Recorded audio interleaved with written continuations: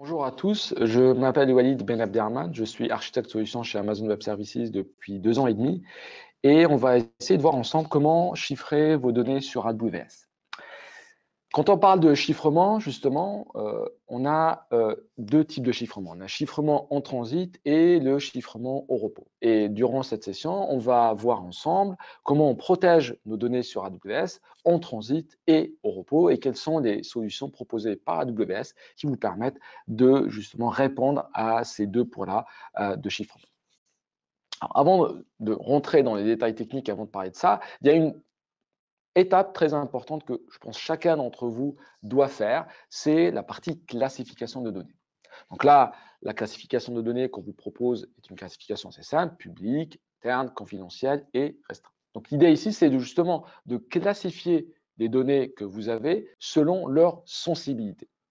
L'idée est la suivante, c'est selon la sensibilité, on va appliquer des règles de chiffrement, des règles de sécurité d'une manière générale pour protéger vos données. Nous, la règle est simple. Il faut chiffrer tous vos données. Maintenant, de quelle manière vous allez les chiffrer? Quels sont les algorithmes? Quelles sont les tailles des clés que vous allez utiliser? De quelle manière vous allez taguer ces clés-là, ces données-là? De quelle manière vous allez les gérer?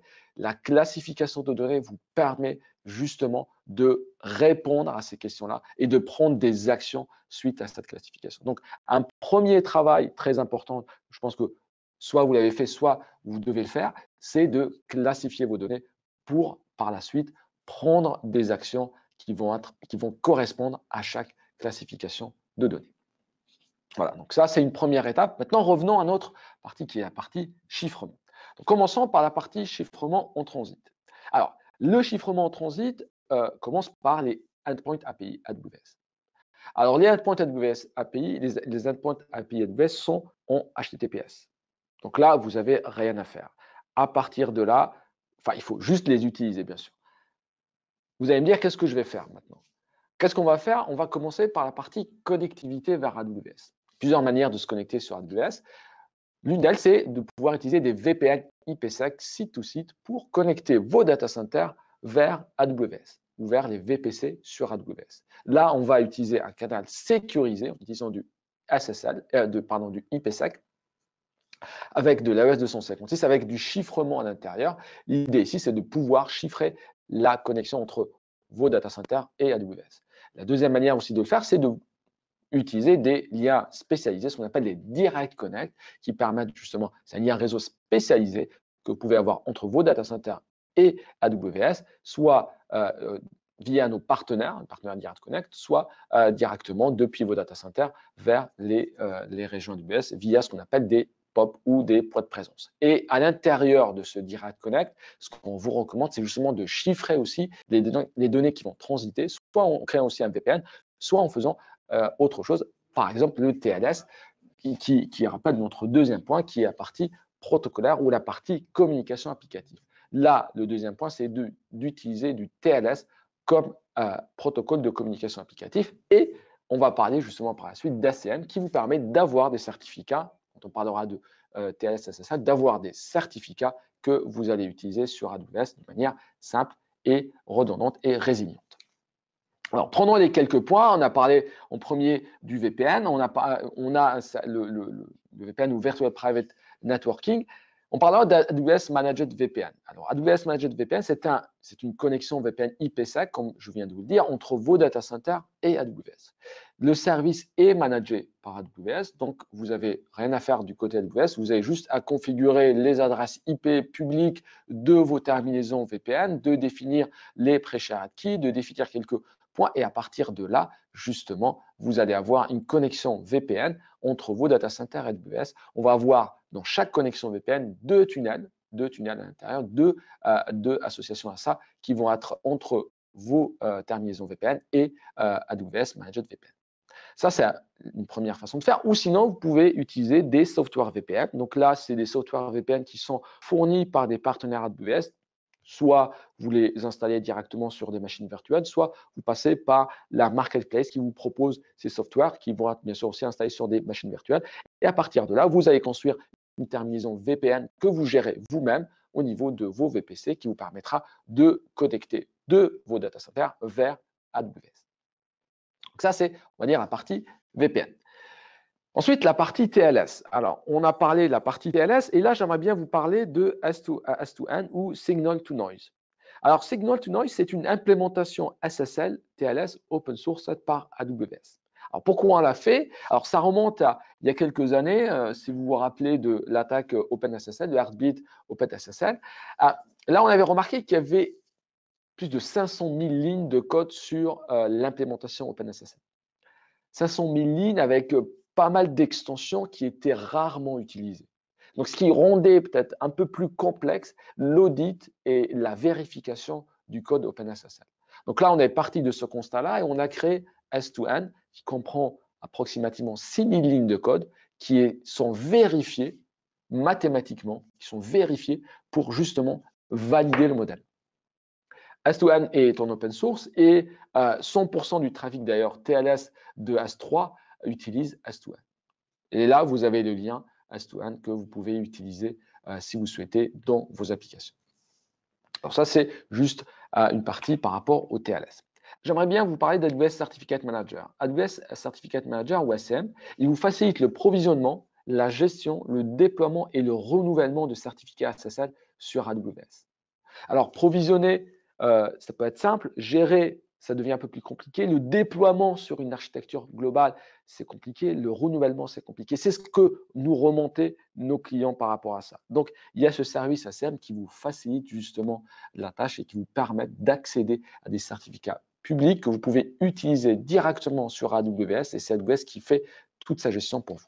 Alors, quelques fonctionnalités justement liées à ACM. On peut le déployer sur un ELB, on peut le déployer sur une distribution CloudFront, on peut l'utiliser sur des API Gateway et c'est AWS qui va gérer pour vous de manière transparente justement tout ce qui est déploiement au niveau des load balancers. On parle des 3 types de load balancers qu'on a, des classiques load balancers, des applications load balancers et les network load balancers sur lesquels aussi on peut faire du TLS maintenant. Donc, vous avez la possibilité de déployer ces certificats sur les distributions CloudFront, sur les API Gateway et de le faire d'une manière à l'échelle, d'une manière scalable, renouveler tous les X temps ces certificats. Ça peut être pénible si vous le faites vous-même sur. Et là, c'est AWS qui le fait pour vous, c'est AWS qui gère ce déploiement-là. Et on a une autre partie qui est certificat privé, parce que la première partie, c'est les certificats publics. Là, c'est la partie certificat privé. Si vous voulez utiliser votre propre PKI, vous pouvez l'utiliser avec ACM et à partir de là, vous pouvez les déployer sur des instances OC2 ou même sur des serveurs à vous on-premise et c'est ACM qui va gérer toute cette partie-là pour la partie certificat. Donc, entre autres, AWS se charge, on a dit, du déploiement, on se charge de la génération de paires de clés privées, publiques, du CSR, du renouvellement de déploiement. Je pense que ça, vous l'avez bien compris. Alors, dans le process, il y a une validation du domaine. Donc, vous avez créé votre certification, vous avez utilisé un domaine. On va le faire via le DNS. Donc, on va vous envoyer un mail. Vous allez DNS associé à votre certificat. On peut avoir du wildcard pour pouvoir l'utiliser sur et des noms de domaine multiples par certificat. Donc, si on a un certificat, on peut avoir plusieurs noms de domaine à l'intérieur. Et bien sûr, évidemment, vous pouvez le créer soit via la console AWS, soit via une API ou la SDK AWS, soit via la CLI, comme ce qui est le cas de la plupart des services AWS. Alors, voilà quand on parlera de chiffrement en transit. Maintenant, parlons de chiffrement au repos. Alors, pour la partie chiffrement au repos, on va commencer par quelques définitions qu'on verra justement par la suite. On va avoir 2 types de chiffrement. On a ce qu'on appelle un chiffrement côté client et un chiffrement côté serveur. Alors, le chiffrement côté client, c'est que vous chiffrez vos données avant de les soumettre au service AWS. Donc, avant de les envoyer sur les services AWS, vous chiffrez ces données. Alors, vous fournissez des clés de chiffrement, donc avant de les envoyer au service AWS, par exemple sur AS3, avant d'envoyer une donnée sur AS3, vous avez la possibilité de mettre votre clé de chiffrement dans l'appel API, de l'envoyer d'une manière sécurisée et AS3 va chiffrer votre objet et après il va supprimer la clé. Inversement, quand vous avez besoin de le déchiffrer, vous envoyez la clé, ça sera déchiffré, on verra justement ça par la suite. Ou vous utilisez des clés et vous stockez ces clés-là dans des comptes AWS ou dans des comptes ou dans des HSM sur vos data centers. Donc là, on voit quelques clients disponibles qui vous permettent justement de le faire. Donc ça, c'est le chiffrement côté client. Donc on envoie la donnée chiffrée avant de la soumettre au service. La deuxième partie, c'est chiffrement côté serveur. Et là, on chiffre les données après la réception. Donc on va les chiffrer au repos. Dès que le service reçoit la donnée, il va la voir chiffrée et il va la chiffrer, il va la stocker chiffrée directement. Alors, suite à cette définition-là, on va se poser quelques questions. Alors, les questions sont simples. On a la donnée qui est importante, on vous dit de la chiffrer. OK, on a compris. Maintenant, la question qui se pose, c'est qu'est-ce que je fais de la clé qui a chiffré ces données? Elle devient aussi importante que la donnée elle-même. Et il faut justement garder cette clé en sécurité. Alors, les questions qui vont découler de ce raisonnement sont les suivantes. Comment on va générer les clés? Où est-ce qu'on va les stocker? Est-ce qu'on va les stocker sur des hardware modules, ce qui est le standard, sur nos data centers, ou est-ce que ce sera des hardware modules, hardware sécurité modules qui seront gérés dans le cloud? Qui va utiliser ces clés? Quels sont les utilisateurs, les applications qui ont le droit d'utiliser ces clés? De quelle manière je vais garantir la sécurité adéquate de ces clés? Comment je vais les auditer? Comment je vais savoir qu'ils sont vraiment bien sécurisés? C'est un ensemble de questions qu'il faut se poser. C'est à ces questions-là qu'on va essayer de répondre dans la suite de la présentation. Alors, c'est simple, quand on parle de clés et quand on parle de clés de chiffrement et de quelle manière on va les sécuriser, on va parler d'infrastructure de gestion de clés ou Key Management Infrastructure. Donc, c'est l'infrastructure qui va me permettre de sécuriser mes clés utilisées pour les chiffrements de mes données. Et là, on a sommairement trois modèles qui seront, sur lesquels qu'on va détailler par la suite. Et les modèles découlent d'une chose simple. Qui gère? Est-ce que c'est AWS? Est-ce que c'est le client? Est-ce que c'est une gestion commune et une responsabilité partagée entre les clients et AWS? Alors, on va voir chaque modèle et on va commencer par le premier modèle dans lequel vous contrôlez la méthode de chiffrement et l'ensemble de l'infrastructure de gestion de clés. Alors, dans ce modèle-là, soit vous allez le faire vous-même, soit vous allez faire appel à des partenaires et on va parler justement d'un chiffrement côté client. Prenons un exemple par rapport à ça. Donc, en prémisse, dans vos data centers, vous avez des données que vous voulez chiffrer. Comment vous faites? Vous faites appel à une infrastructure de gestion de clés. Ça sera des hardware sécurité modules que vous avez en interne ou une infrastructure de gestion de clés qui sera peut-être software que vous avez en interne qui vous permettra de chiffrer vos données en prémisse. Une fois les données chiffrées, on va les envoyer sur AWS. Donc là, on va envoyer les données chiffrées. Donc là, elles seront stockées, chiffrées, comme on l'a dit, côté client, parce que vous avez chiffré les données avant de les envoyer sur AWS. Et de cette manière-là, vous allez les avoir sur S3, sur un volume disque, sur des bases de données ou autres chiffrées.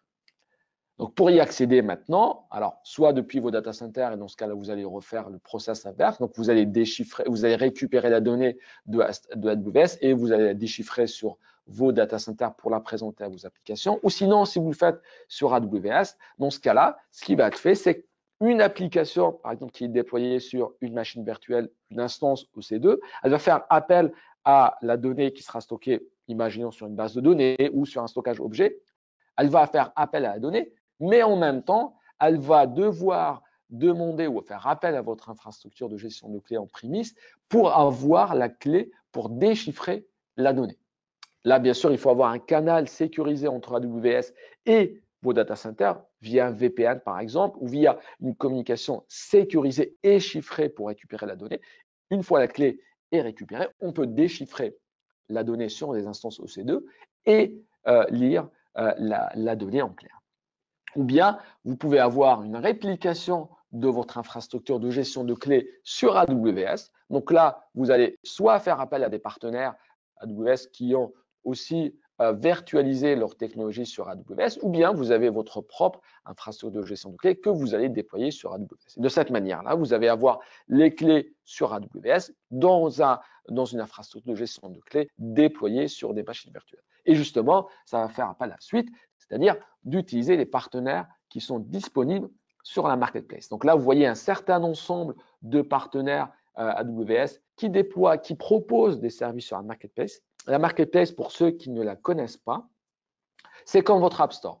Donc là, il y a un certain nombre de softwares qui existent. On a plus de 1400 ISV ou prestataires qui proposent leur software sur AWS, plus de 4000 softwares qui sont proposés dans une approche cloud-friendly, c'est-à-dire que vous pouvez les utiliser à la demande. À la demande, c'est-à-dire que vous pouvez démarrer ici, il y a quelques exemples avec SafeNet, avec Vormetric ou autres. Donc, vous les démarrez, vous les testez, vous les utilisez, vous allez payer à la demande. Il y a plusieurs types de paiements, c'est soit à l'heure, soit au mois, soit annuellement, soit avec une licence incluse, soit vous faites un Bring Your Own License si vous avez déjà un contact avec ces ISV-là. L'idée, c'est que vous allez utiliser à la demande et à la fin du mois, vous allez avoir un coût qui va être justement lisible sur votre facture. Vous allez avoir une seule et unique facture sur laquelle vous allez avoir et l'usage AWS et l'usage de la marketplace. Donc voilà, vous avez la possibilité d'utiliser ces services-là directement sur AWS. Donc voilà, en ce qui concerne, on va dire, le chiffrement avec le modèle A, dans lequel vous gérez les algorithmes de chiffrement et l'infrastructure de gestion de clés. Le deuxième modèle, c'est que vous contrôlez l'algorithme de chiffrement et la gestion des clés, mais vous autorisez AWS à vous fournir la couche de stockage de clés.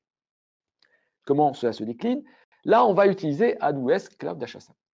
AWS Cloud HSM, c'est des partitions physiques dédiées pour vous, c'est des HSM qui sont dédiés pour vous, justement, auxquels vous avez accès. Donc là, on a une responsabilité partagée.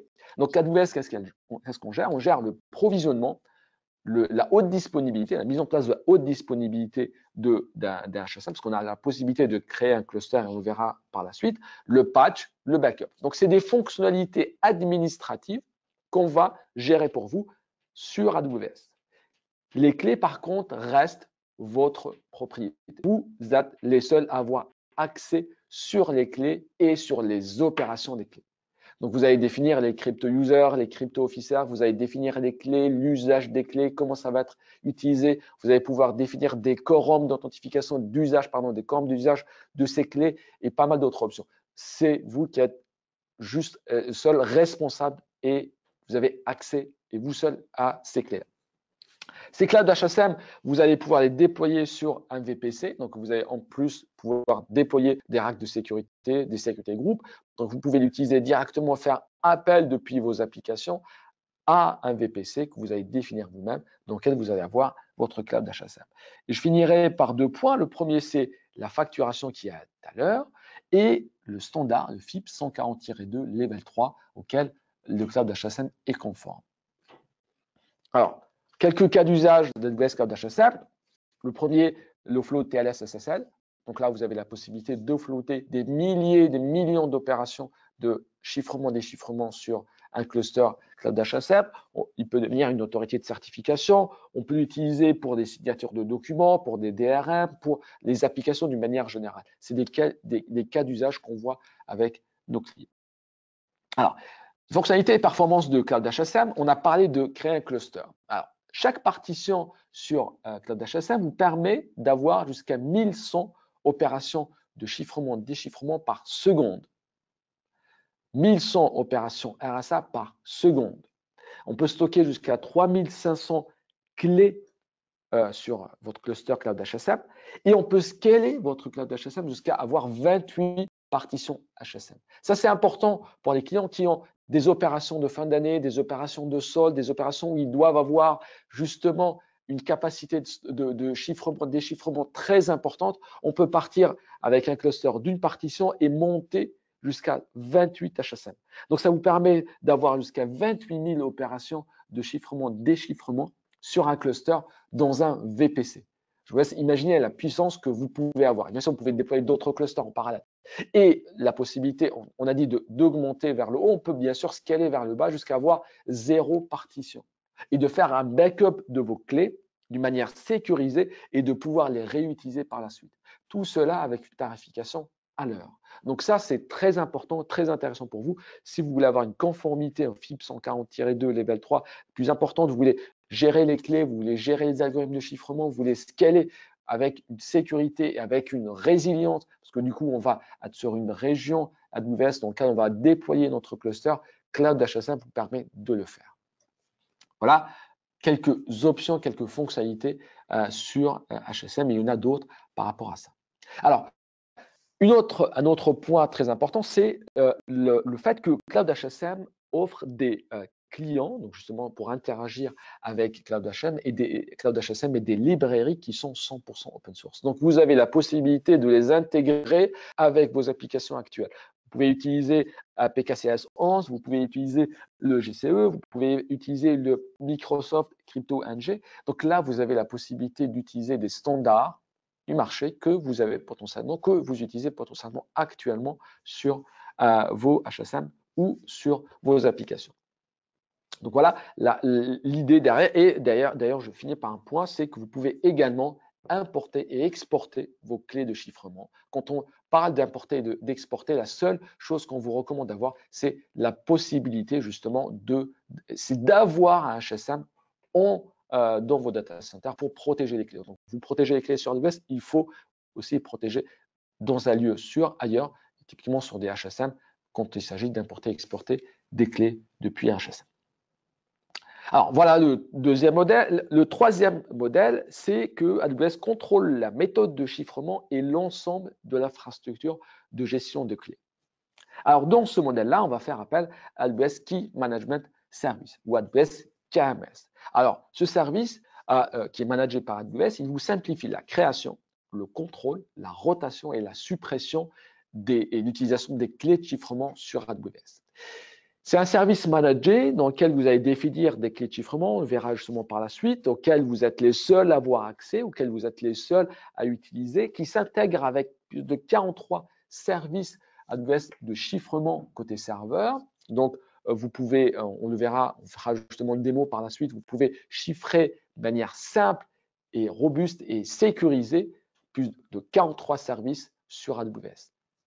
Il s'intègre avec pas mal de clients sur AWS. Il est auditable, donc ça c'est un point important. Vous pouvez auditer ce qui se passe. Tous les appels que vous faites sur KMS sont audités et ils sont visibles sur CloudTrail. Donc vous avez la traçabilité, vous savez à tout moment ce qui se passe, qui a accédé à votre KMS et quel type d'action il a fait, de chiffrement, déchiffrement, création de clés, suppression de clés, ainsi de suite. Tout cela, vous avez la possibilité de le voir sur CloudTrail. Il est aux normes que vous pouvez voir ici, FIPS 140-2, Level 2, SOC 1, 2 et 3, PCI DSS, ISO 27017 et ISO 27018. Donc bref, c'est un ensemble de certifications et de conformités qui sont validées sur AWS KMS. Il y a une faible latence et un haut débit, donc vous avez la possibilité de scaler. C'est AWS qui gère pour vous. C'est au niveau de la région, il y a une haute disponibilité, une résilience au niveau de la région AWS. C'est AWS qui va gérer cette redondance entre les différentes zones de disponibilité. C'est AWS qui va scaler pour vous l'usage de KMS sans que vous ayez à le faire. Et donc, ça vous permet justement de bénéficier de la sécurité et du chiffrement et de bénéficier de la scalabilité, de la résilience qui est proposée par AWS. Et encore une fois, pour la tarification, c'est $1 par clé de chiffrement et par dizaines de milliers d'opérations. Je vous invite à aller voir la tarification de KMS. Vous allez voir, l'idée ici, ce n'est pas juste de vous donner un tarif, c'est de vous pousser à aller utiliser un service pour chiffrer vos données. Notre recommandation, c'est justement de chiffrer et on essaie de faciliter cette opération au maximum pour vous. Alors, on va aller plus loin dans la partie chiffrement et on va parler de primitifs concernant KMS pour comprendre comment fonctionne KMS. Alors, d'une manière globale, quand on a un hardware sécurité module ou un software module, on va générer une clé symétrique. Cette clé symétrique, elle va chiffrer des données. Donc, ces données-là, on va les considérer comme des données chiffrées par une clé. Et on va stocker ces clés chiffrées dans un support de stockage. On parle de S3 par exemple, d'un volume disque ou d'une base de données ou autre. Donc là, on a les données qui sont chiffrées. On a répondu à la première question. La question qui suit, c'est celle qu'on s'est posée tout à l'heure, qui est de qu'est-ce que je fais maintenant de ma clé symétrique? Alors, une proposition serait de la chiffrer avec une clé maître, ce qui est l'usage d'une manière générale. Donc là, on a chiffré la clé avec la clé maître et cette clé devient ce qu'on appelle une data key. Bon, ce qu'on appelle une data key, elle est chiffrée. On va la stocker aussi dans un support de stockage. Et donc là, on a la donnée qui est stockée et la donnée et la clé qui a servi à chiffrer cette donnée qui est stockée. Maintenant, la question légitime qui est la suivante, qu'est-ce que je fais de ma clé maître? on va la chiffrer avec une autre clé bleue, avec une clé orange et avec une clé grise. Donc là, on va avoir une hiérarchie de clés, on va jamais s'en sortir. Donc ça, c'est un primitif qu'on appelle l'envelope encryption qu'on utilise sur KMS.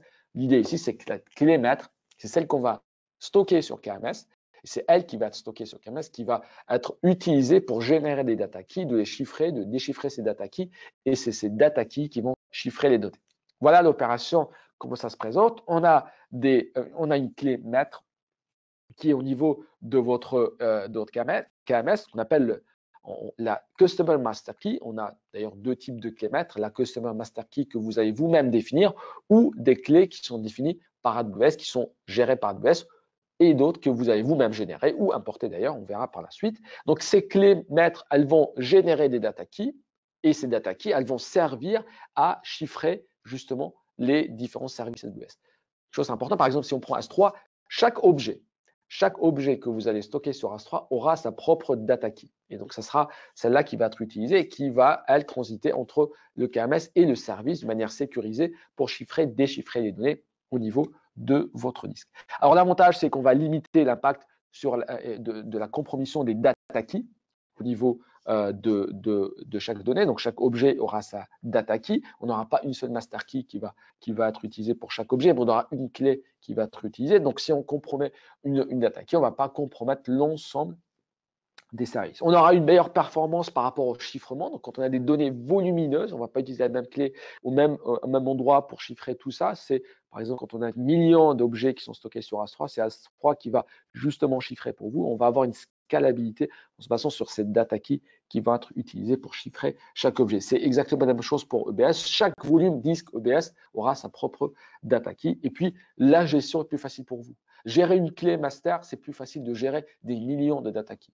Donc ça, c'est important. Bien sûr, on va générer plusieurs clés maîtres que vous allez utiliser par la suite. Vous allez dédier, vous allez utiliser. Rappelez-vous de la classification de données qu'on a citée au départ qui vous permettra justement d'avoir des politiques par rapport à ces clés maîtres et par rapport à ce que vous allez utiliser comme méthode de chiffrement sur AWS.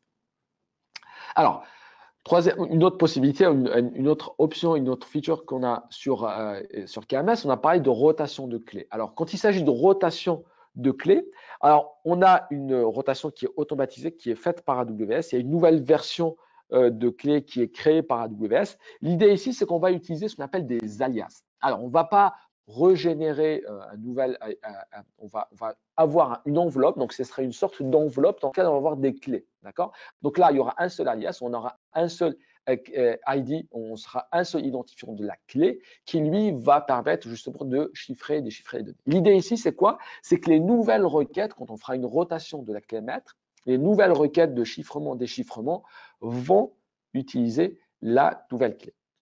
Et les versions précédentes des clés maîtres, on va les garder, on ne va pas les supprimer. Elles vont servir à quoi? Elles vont servir à déchiffrer les anciennes données qui sont chiffrées. Donc, si vous avez des données, par exemple, imaginez que vous avez stocké une donnée il y a 3 ans que vous n'avez jamais utilisée. Entre-temps, vous avez fait une rotation de vos clés maîtres.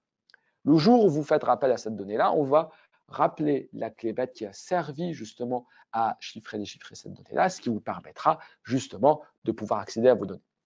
C'est une bonne pratique qui est recommandée, qui permet de réduire le blast radius et qui permet de réduire justement et d'augmenter les performances par rapport à ce qui est utilisé. Donc ça, c'est une méthodologie qu'on va avoir quand il s'agit de faire une rotation de clés. Il s'agit des clés que vous générez sur AWS, qui sont gérées par AWS, parce que quand il s'agira d'importer les clés, parce que vous avez justement la possibilité de faire d'importer vos clés sur KMS pour les utiliser sur KMS si vous le souhaitez.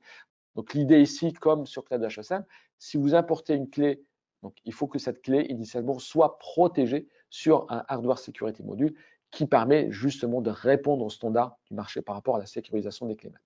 Voilà justement l'algorithme exactement l'algorithme qui vous permet d'importer vos clés depuis votre propre hardware security module et de les importer sur AWS pour pouvoir les utiliser. Donc vous pouvez les importer, vous chiffrez vos données et après vous pouvez les supprimer, sachant que vous avez déjà une copie en interne de vos data centers. Et quand vous faites appel à KMS pour déchiffrer, parce qu'il est intégré à la majorité des services, vous pouvez en même temps supprimer cette clé-là, réimporter cette clé-là, déchiffrer les données, rechiffrer les données et pareil, supprimer cette clé.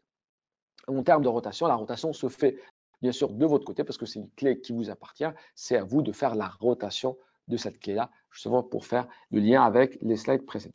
Donc voilà l'algorithme de chiffrement. Vous pouvez bien sûr le trouver sur la documentation AWS et avoir les méthodes 1 à 1 avec les commandes à faire pour pouvoir le faire. Donc voilà en ce qui concerne KMS et comment on peut importer, utiliser, faire la rotation des clés. Alors maintenant, la question qui se pose, c'est comment je vais contrôler. On a dit on va contrôler l'accès à KMS. De quelle manière je vais contrôler? De quelle manière je vais savoir ce qui se passe? Alors maintenant, sachez que vous avez un contrôle granulaire, je dis bien granulaire, sur tout ce qui se passe sur KMS. Qui a le droit de faire quoi avec les clés de KMS? Voici quelques exemples et de permissions qu'on va avoir. On a deux types de permissions justement sur KMS, soit via AWS IAM, donc Identity Access Management, soit via justement les key policies que vous pouvez appliquer. Et à ce niveau-là, les key policies ont une puissance importante. Donc là, vous pouvez utiliser des méthodes de chiffrement. Vous pouvez dire qui a le droit de chiffrer, quel utilisateur, quel rôle a le droit d'utiliser ces clés de chiffrement, sur quel compte AWS il a le droit de le faire. On verra quand on fera la démo. Quelle application, par exemple, l'application A peut chiffrer, l'application B peut déchiffrer. Je peux déchiffrer seulement si le volume EBS est attaché à cette instance-là et cet utilisateur est autorisé à le faire. Voilà, ça c'est quelques exemples justement, mais sachez que c'est très puissant pour savoir qui a le droit d'utiliser votre clé à quel moment. Alors, on parle de donner des droits, mais ce qui est intéressant aussi, c'est d'auditer ce qui se passe au niveau de l'utilisation de votre KMS. Et à ce niveau-là, on va pouvoir utiliser CloudTrail qui vous permettra justement d'avoir cette granularité.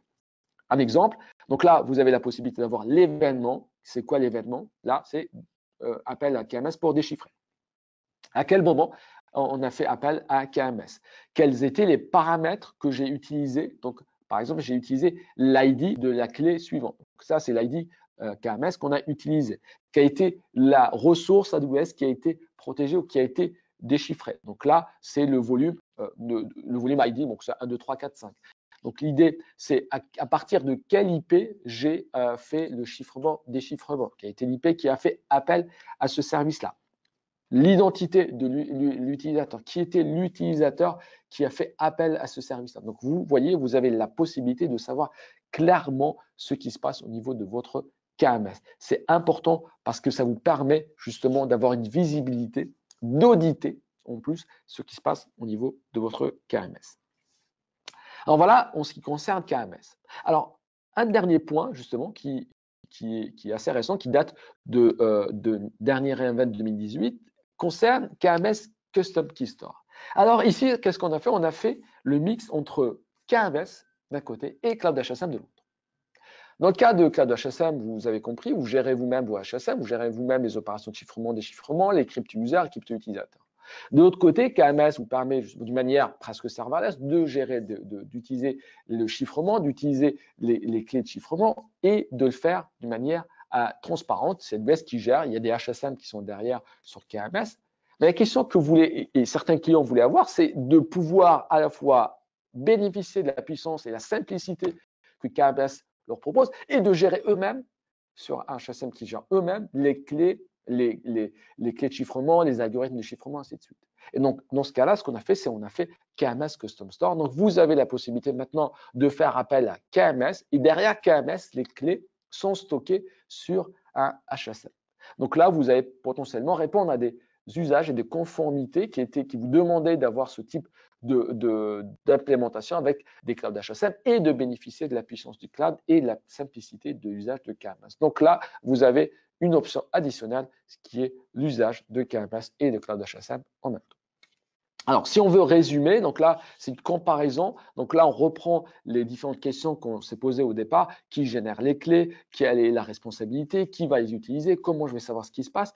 Et les différents services ou les différentes options et modèles qu'on a vus ensemble. Vous voyez, donc là, KMS, Cloud HSM, KMS Custom Key Store, les solutions partenaires ou si vous le faites vous-même. Voilà donc une comparaison simple et qui vous permettra d'avoir une lisibilité par rapport à ce que vous cherchez à voir et justement vous pouvez prendre quel type de service ou quel type de chiffrement je vais choisir qui correspondra plus à ce que je vais avoir comme conformité, comme chiffrement sur AWS.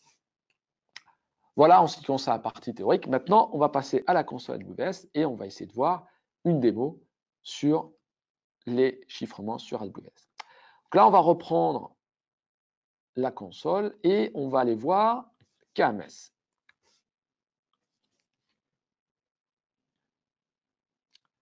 Voilà. Donc là, j'arrive sur la console de KMS. Ici, on va avoir trois types à gauche. Donc, on a les managed keys, qui sont des clés managées par AWS, qui sont utilisées dans les services nativement pour gérer chiffrement, déchiffrement sur ces services. Ou sinon, ce qu'on a appelé les custom managed keys, qui sera utilisé pour chiffrer les données à l'intérieur de KMS. Donc là, on va créer une clé. Donc, on va l'appeler, on va doter l'alias Nemo Webinar ici, hop, on va, vous voyez ici, on va choisir le matériel où est-ce qu'on va stocker. Est-ce que c'est KMS qui va le faire? Est-ce que ce serait externe et dans ce cas-là, je vais importer ma clé ou est-ce que je vais faire appel à Cloud HSM qui sera mon custom key store? Dans ce cas-là, on va garder KMS comme origine et c'est KMS qui va gérer pour moi cette partie-là. Le tag qui est important à faire dans votre cadre, c'est de taguer la clé. Donc ensuite, on va là, ce que je vous disais, c'est on va définir les administrateurs, on va définir les permissions qui seront associées à vos administrateurs. Là, j'ai un certain nombre d'utilisateurs et de rôles. Vous avez la possibilité, il faut donner un rôle si vous souhaitez que ce rôle-là administre la clé. Donc, quand on dit administration, c'est tout ce qui est gestion de clés, suppression, partage, rotation, ainsi de suite. C'est ces utilisateurs-là qui vont pouvoir le faire. Donc, je vais me donner le droit de le faire. Et ensuite, je vais dire qui peut utiliser ces clés-là. Donc là, là, j'ai défini administrateur. Maintenant, je définis quels sont les utilisateurs qui vont le faire. Donc, soit j'ai des groupes d'utilisateurs, soit j'ai des utilisateurs. Sinon, ce que je vous recommande de faire, c'est justement de passer par des rôles, donc de créer des rôles et d'affecter ces rôles-là à un utilisateur, un groupe d'utilisateurs, ou si vous êtes dans une fédération d'identité, justement, le rôle, c'est ce qui vous permettra de donner le droit à ces utilisateurs-là d'utiliser KMS. Donc là, je vais me donner, moi, le droit, je vais peut-être donner à Bob aussi le droit d'utiliser cette partie. Et en bas, j'ai la possibilité d'ajouter d'autres comptes, donc de permettre à d'autres comptes qui sont dans la même région, parce que KMS, il est sur la région elle-même, de pouvoir utiliser ces comptes-là. Dans une stratégie multi-compte, justement, ça peut être intéressant pour vous d'avoir un seul endroit où vous gérez les clés et de partager ces clés-là avec les autres comptes dans votre organisation qui peuvent utiliser ces clés-là et de cette manière-là, pouvoir les gérer d'une manière centralisée sur KMS.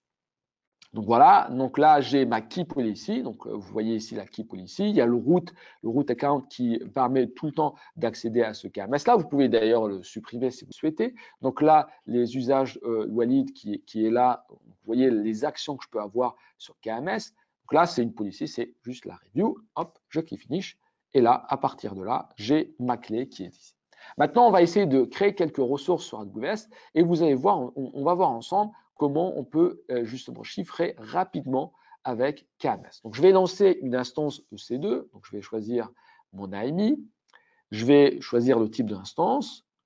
Et là, je vais laisser par défaut tout ce qui est VPC, tout ce qui est réseau. J'ajoute le stockage. Et c'est là où ça m'intéresse le plus. Donc, je vais ajouter un volume donné. On a le volume root. Vous voyez qu'on ne peut pas le chiffrer. Je reviendrai sur cette information par la suite. Maintenant, j'ai un volume de données que j'ai ajouté par la suite. Je choisis quel type de données, quelle est la capacité. Par exemple, je fais 100 ou 1 Tera. Je choisis que c'est du SSD, du magnétique ou autre. Par exemple, je vais choisir du magnétique pour cette partie-là. Et à partir de là, je vais choisir tout simplement ma clé de chiffrement. Vous voyez que c'est aussi simple que ça. La démo webinar que je viens de créer avec l'ID qui lui est associé, je choisis cette clé-là de chiffrement et à partir de là, je vais chiffrer mon disque avec cette info. Je peux utiliser d'autres clés, ça peut ne pas être la même clé qui va être utilisée. Je peux choisir la même, là j'ai choisi la même démo webinar et à partir de là, j'ai mes clés de chiffrement qui seront utilisées. Vous voyez, là j'ai chiffré rapidement, j'ai rien à faire. Là c'est par défaut dans le service EBS. Donc là, je reviens sur le root. Le root, pour pouvoir le chiffrer, on va devoir utiliser une AMI qui doit être chiffrée, elle, initialement. d'accord? Et donc, si vous voulez chiffrer le root volume, pour pouvoir le faire, il faut choisir une AMI qui est chiffrée. Donc là, il me demande de valider. Je vais valider ça. Je vais choisir la même instance, le même réseau. Là, je reviens. Donc voilà.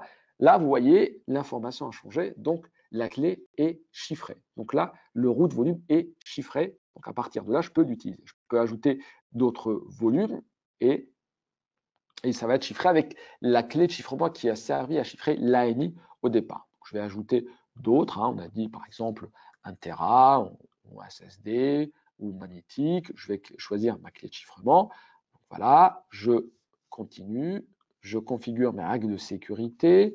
Donc là, je vais choisir une règle de sécurité par défaut qui permet juste la communication au sein du même sécurité groupe dans le même VPC. Et là, à partir de là, je vais justement chiffrer ma donnée. Et voilà, je viens de chiffrer ma donnée et les disques qui sont associés à ma donnée seront chiffrés. Vous allez voir, là, on vient de démarrer l'instance. L'instance est en train de démarrer. Et à partir de là, j'ai mes volumes qui sont là, qui seront justement chiffrés directement. Donc, si je vais sur le volume lui-même, vous allez voir, voilà, il est chiffré avec quel ID, avec quel alias. Donc là, c'est l'US qui va le faire. Si je reviens sur l'instance elle-même et je vais sur l'instance qui vient de démarrer, voilà, à partir de là, je vais voir que si je prends un deuxième volume, donc voilà, c'est la clé de chiffrement webinar qui va être utilisée et qui va permettre justement de chiffrer le volume avec l'ID qu'on vient d'associer. Vous voyez, là, le chiffrement est simple et c'est le cas pour l'ensemble des services AWS. Je reviens sur la présentation. Alors, juste pour finir, on a parlé de chiffrement en transit. Donc, on a vu les quelques possibilités avec TLS, avec AWS ACM, avec le VPN. Donc là, c'est un exemple pour utiliser ACM. La possibilité de chiffrer l'ensemble des services au repos, tous les services qui stockent des données, on peut les chiffrer. Et on peut utiliser une gestion de clés avec KMS, avec Cloud HSM. Vous pouvez importer vos clés, vous pouvez utiliser un mix entre KMS et Cloud HSM, et vous pouvez justement restreindre les accès et utiliser CloudTrail pour auditer ce qui se passe à l'intérieur de votre plateforme. Voilà, vous avez la possibilité de chiffrer vos données en transit et au repos. Et un chiffre que j'ai annoncé, 100% des services qui permettent de stocker des données sur AWS, on peut les chiffrer. On peut chiffrer les données qui sont stockées sur ces services-là. Donc là, vous n'avez pas d'excuses. Il faut chiffrer tous vos données en transit et au repos. Voilà quelques blog posts et quelques papiers ou quelques livres blancs que je vous invite à voir, notamment tout ce qui concerne KMS, tout ce qui concerne chiffrement, les méthodes de chiffrement par rapport à ça.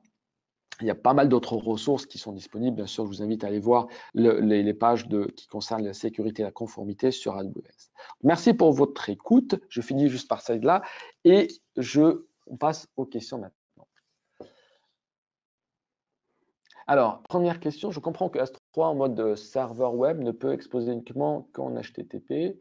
Y a-t-il une évolution vers HTTP? Oui, il y a une évolution vers HTTPS, mais ce sera géré par AWS, c'est la possibilité de le faire.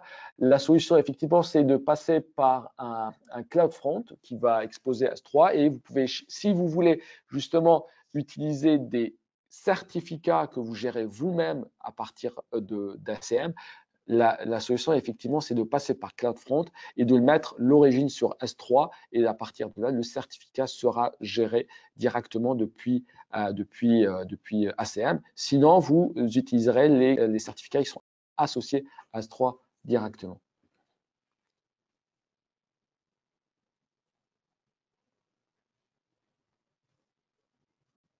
Alors, pardon. Alors, question suivante. Alors, limite KMS, dans le cas de demande de clé entre comptes AWS, comment est impactée la limite partagée d'utilisation de l'API de chiffrement KMS? Est-ce le compte propriétaire de la clé qui est limité ou le compte qui fait appel de la clé qui... Voilà. Alors là, ça concerne la question concerne les limites KMS. Est-ce que c'est le compte source, et vous partagez la clé avec un compte destinataire, donc votre organisation qui est impactée? Est-ce que c'est le compte source ou est-ce que c'est le compte destinataire? Là, ça serait le compte source parce que c'est lui qui va faire les opérations de chiffrement, déchiffrement. C'est lui auquel on va associer KMS, c'est lui qui va utiliser. Donc, justement, c'est une bonne question à étudier par rapport aux limites. C'est ce qu'on appelle les soft limites et ce qu'on appelle les hard limites par rapport à ça. Donc, il faut considérer les limites qui sont associées à KMS pour savoir de quelle manière vous allez partager certaines clés à certains comptes et de quelle manière vous allez pouvoir utiliser d'autres clés master ou d'autres comptes pour gérer cette partie-là. Sachez aussi qu'on a la possibilité d'utiliser du cache, donc il y a la possibilité via le SDK d'avoir ce qu'on appelle des caches, notamment quand il s'agit d'opérations de chiffrement, déchiffrement sur des applications avec le SDK AWS, vous avez la possibilité de faire appel à ce type de mécanisme pour justement réduire cette limitation d'appel API. Alors, question suivante, comment AWS sécurise les master keys au sein de KMS? Quel est le risque encouru par rapport à un HSM? Alors, comment on sécurise les clés qui sont sur KMS? Alors, ce que je vous invite à faire, il y a des HSM qui sont derrière, qui sont gérés par AWS.